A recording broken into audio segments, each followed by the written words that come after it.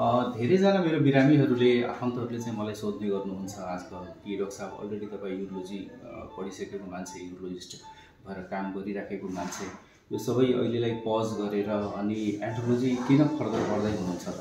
एन्ड्रोलोजी जुन भन्दै हुनुहुन्छ त्यो के नयाँ सब्जेक्ट हो कि यो युरोलोजीकै पार्ट हो? र खासमा भन्ने हो भने यो एन्ड्रोलोजी भनेको जुन हाम्रो युरोलोजिकल एउटा स्पेसलाइजेसन छ त्यसको एउटा सानो सबसेक्सन हो।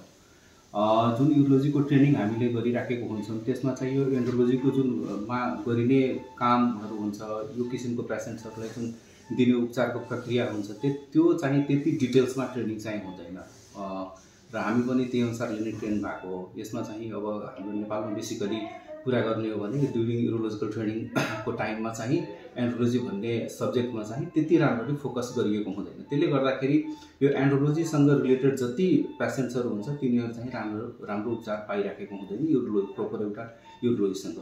अब अलिकति कुरा गरौँ एन्ड्रोलोजी भनेको के हो। एन्ड्रोलोजी भनेको खासमा यो मेल रिप्रोडक्टिभ हेल्थसँग रिलेटेड जे जति प्रब्लमहरू हुन्छ, जस्तो मेल प्रजनन प्रणालीसँग रिलेटेड जे जति प्रब्लम हुन्छ, आइदर त्यो सेक्सुअल एक्टिभिटीसँग रिलेटेड होस् अथवा त्यो फर्टिलिटीसँग रिलेटेड होस्, यो सबै कुराको जुन रोगहरू हुन्छ त्यसको उपचार गर्ने जुन स्पेशलिस्ट हो त्यसलाई चाहिँ एन्ड्रोलोजिस्ट भनिन्छ। अहिले म त्यही एन्ड्रोलोजीको स्पेसलाइजेसनको लागि 1 वर्षको लागि इन्डियामा भिएनए हस्पिटलमा अहिले म एउटा फेलोसिपमा छु।